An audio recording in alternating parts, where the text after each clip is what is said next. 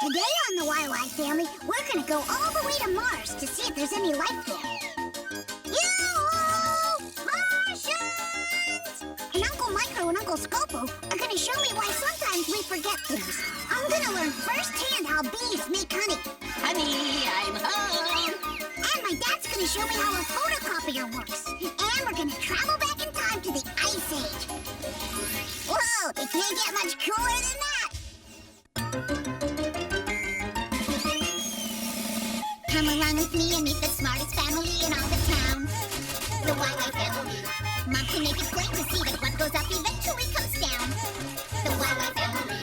Come and meet the YY family. We got a lot of real know-how. Frank knows a lot of flying. Ask him and he'll show you now.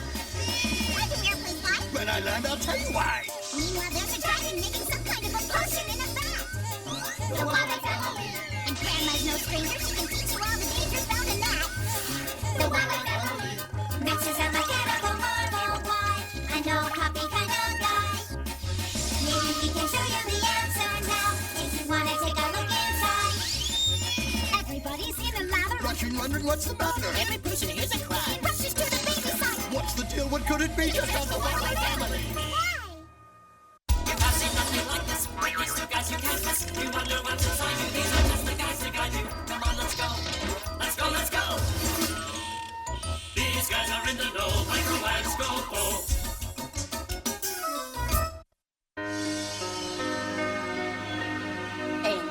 And, what are these called? External oral apparatus. No, there is. Hi guys, what you doing? I'm testing Victor's memory. Neato, can I play? Of course. In fact, I know just what to ask you. Why do you have that string tied around your finger? I tied the string around my finger so I wouldn't forget something. Forget what? Oh, I don't remember. Uncle Micro, why do we forget things? That's a very complicated question, Victor. First, we have to understand how we remember things. And I think it would be easier if I show you. Wow, where are we? Inside a human brain. Now, the brain is made up of many components. And we're in the cerebral cortex, which controls the memory and many other functions. Scientists aren't exactly sure how the memory works, but they believe that we store memories in the nerve cells or neurons of the brain. Jeez, this is the quietest brain I've ever been in. I wonder why. The ratio of the diameter to the circumference is expressed as pi. Alex, what is the numerical value of pi? Our brains are electrical in nature. Our host is searching for a memory. You see, there are more than 10 billion neurons, so sometimes it takes the brain a while to find a memory. Think of neurons as like files in a filing cabinet. No. So sometimes it takes our brains a while to find a file.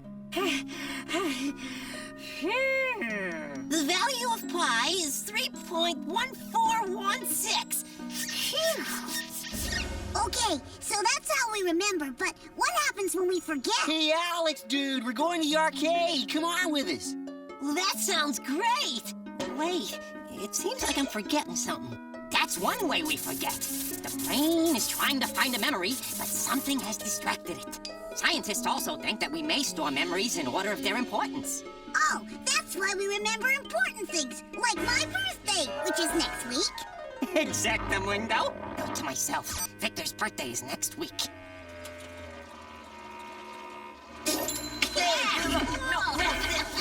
Whoa! Something woke this kid up. His brain is working overtime. Ow! Let's get out of here. Ah!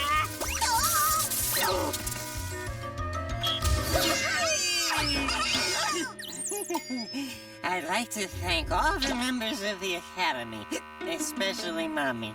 Micro, it's me, Scopo. How many fingers am I holding up?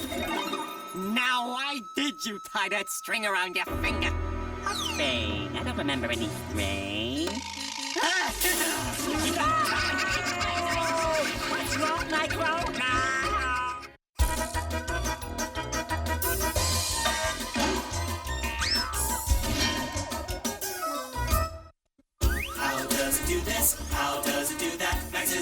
the electronic knack. Machines are his thing, so don't go berserk. That's on the job. You'll find out how they work.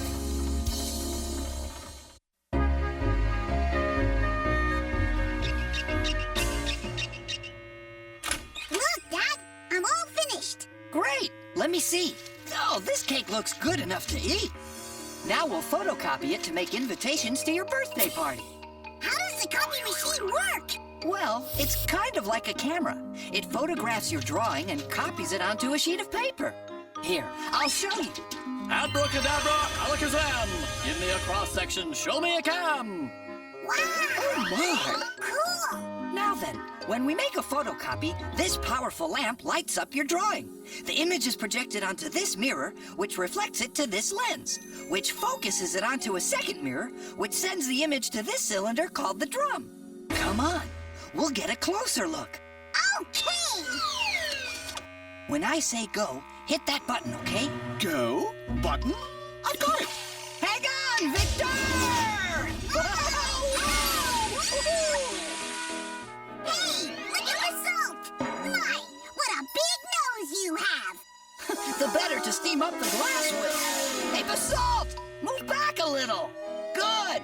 Now put Victor's drawing on the glass and press the button. There's the lamp. It moves under the glass and lights up the image. Now let's follow the light. Mirror, lens, mirror, drum! Hey, it's my picture! Right. And the drum is going to transfer the image to a sheet of paper. Let's watch it work. The drum is covered with little dots of light. Those are electrons, tiny electrically charged particles. Electricity runs through the drum. Now watch what happens to the electrons on the lighter areas of your picture. They disappeared! The light makes them do that. The remaining electrons are only on the dark areas of the picture. Now, the drum turns. Hey, Dad, what's that powder? That's powdered ink. It's attracted by the electrons in the dark areas, and it sticks to them. Then the paper passes under the drum, and the image is printed on the paper. Hey! Oh, this is great! Just like the circus! Yeah, who knew making photocopies was such good exercise? Whoa! And here's our copy. Oh, boy, let me see! Oh, what happened to all the nice colors? Well, if it's color you want, it's color you'll get. Color copies work the same way. You just need blue, green, and red filters in front of the lens, colored ink powder in addition to your black powder, and before you know it, It's in color! That's it, Dad! Oh, no! My invitations!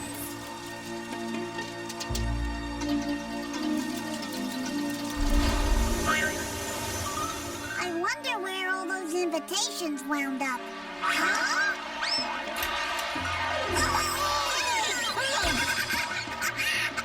This is the best birthday ever!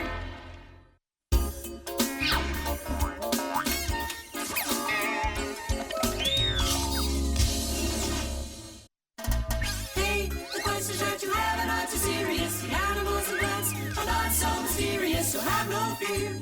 Everything will be made clear. Vanilla, Quick, and Quack are here. Grandpa, I am ready for breakfast! Ah, just leave everything to me and my new and improved, fully automatic, solar-powered instant baby breakfast maker. Patent pending. Breakfast for my favorite grandson, including a jar of sweet honey for his toast. Any questions? Where did the honey come from? Vanilla, could you come in here a moment? The store gets honey from bees. And here they come now. Mom, how can bees make honey when they're so busy dancing? He's doing a special dance to tell the worker bees he found lots of sweet nectar. Nectar? Where? In all these flowers. Oh! Is that powdery stuff the nectar? No, that powdery stuff's pollen. The pollen sticks to the bees' legs, and when they go from flower to flower, the pollen spreads. The pollen helps helps the flowers make new flowers. That's called cross-pollination. And we have these really handy pollen baskets on our legs so we can gather pollen. If the dry stuff is pollen, the syrupy stuff must be nectar. You're right, Victor. And without nectar, there would be no honey. Bees have a long tongue called proboscis that works like a drinking straw. That must be how he slurps the nectar out of flowers. Oh, that looks good. Can I try? Of course. Oh, is my nectar turning to honey? Oh, no. Bees have special stomachs that turn the nectar into honey. Time to return to the hive and finish the job. Care to join us? We'd love to. Come on, Victor. When the bees are full of nectar and pollen, they go back to the hive. What's a hive? A hive is a honey factory, honey, and much, much more. Honey, I'm home. Ah, comb, sweet comb. What's a comb? A special bee factory with 6-sided wax cells that the bees fill with the flower nectar from their honey stomachs. The bees add special ingredients to help the nectar along. Then, as some of the water evaporates, the nectar becomes pure, sweet honey. Delicious! My compliments to me! It's honey, all right. But what's the leftover pollen for? They mix the honey with the leftover pollen to make a special food for their babies. Why do bees make so much honey? They'll never eat it all. They need it for all the baby bees growing up in the nursery. See? Looks like our bee friends have adopted Quick and Quack. They want to feed them too. That's why bees make honey. And because they make so much, We get to eat the leftovers. Yum. any questions? Yeah! How do I get this stuff off of me? Ah, well, I just happen to have my new and improved semi-automatic bird cleaning machine.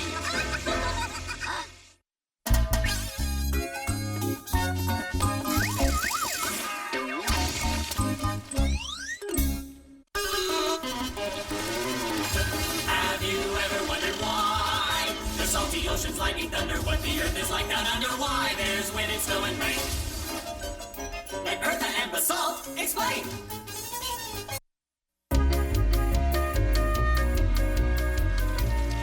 What happened? It looks like another ice age hit here. The refrigerator's broken. I have to call the repairman. Grandma, what's an ice age? Well, many thousands of years ago, a lot of the Earth was covered with ice. Come on, I'll show you what I'm talking about. Oh, Basalt! We need to do some time traveling! Do you know what this is? It's New York! Oh my, somebody should have paid their heating bill. No. This is New York 18,000 years ago, at the height of the last great ice age. This ice age lasted more than 20,000 years and ended less than 10,000 years ago. The Earth has gone through several ice ages. They come in cycles. Each one is different in how long it lasts, how far it spreads, and how cold it gets. Basalt, to the North Pole, please. Hey, this looks exactly like New York did. Yes, well, Victor, ice is ice. This is the top of the Earth, the North Pole. Visual aid time! Okay. Now, imagine a line running from the North Pole straight through the center of the Earth. The Earth rotates around that line. Scientists call that line the axis. The Earth's axis is actually tilted in relation to its orbit. Now, as the Earth moves around the sun, the half of the Earth that's tilted away from it is going to have shorter days and colder weather. That's winter. But an ice age is different from just winter, right? Right you are, Victor. A lot longer and a lot colder. Up, Basalt. All the way up. Now, just as Basalt here is wobbling as he spins, the Earth wobbles slightly as it spins, which means the axis is tilted more than usual. Now, Because the Earth's axis has shifted slightly, this part of the Earth is even further away from the sun. Wouldn't that make the winter colder and longer than usual? Yes, but there are some other factors too. Salt, outer space, please. The Earth travels around the sun in an ellipse, which is egg-shaped. You can see that the Earth's orbit brings it closer to the sun at certain points. However, just as the Earth's axis sometimes changes slightly, so does its orbit. It becomes more circular. This means the Earth is away from the sun at times when an ellipse would have put it closer. So, if the Earth was already tilted more than normal, then it would be even colder because now it's farther away from the sun. Grandma, will there ever be another ice age? Yes, but it won't happen for thousands of years, so I wouldn't run out and order a large supply of thermal underwear just yet. Oh, now you tell me.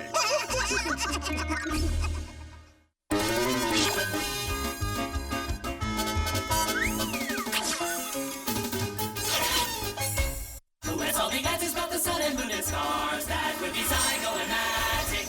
Who can tell us all about the atmosphere and Mars? That would be Zygo-matic. Pick a spot in outer space, they've been all around the place. Zygo-matic, here they come. The coast is clear, Cadet Victor. Affirmative, Captain Medic!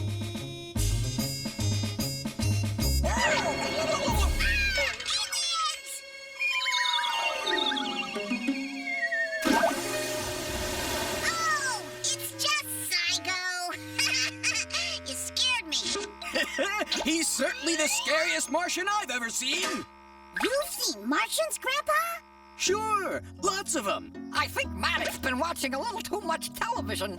Yes, I suppose I have, but my ancestor, Leonardo Domenico, believed he really had seen Martians. He spent his whole life studying the stars and the planets, especially Mars. He saw markings on its surface that he thought looked like canals, and he figured the canals had to be built by someone, which meant maybe there were Martians. Well, we have much more powerful telescopes today, so we know there really aren't any canals on Mars. And we've sent probes to Mars. They've shown us that it's barren and lifeless. Maybe they didn't look in the right spot. Or maybe the Martians were hiding. Well, I suppose we could go double check.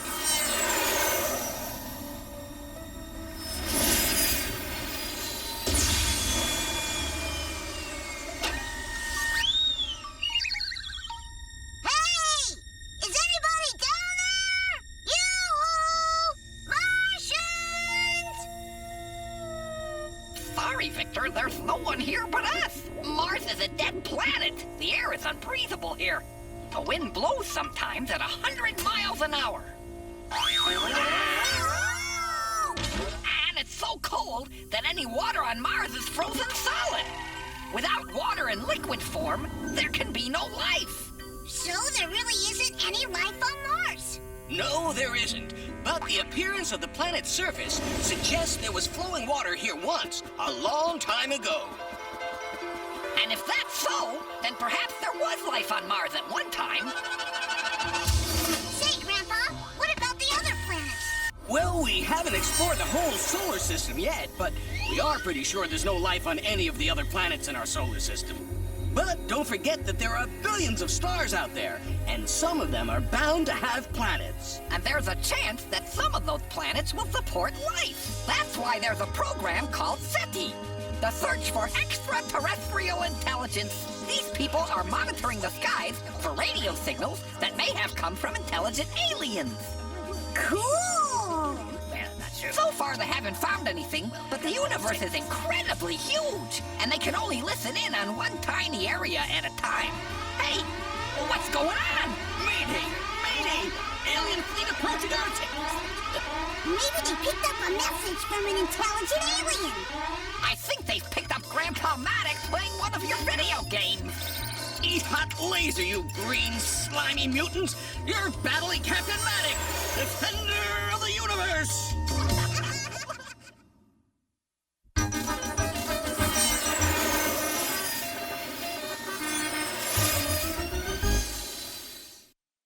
Well, Victor, What'd you learn today?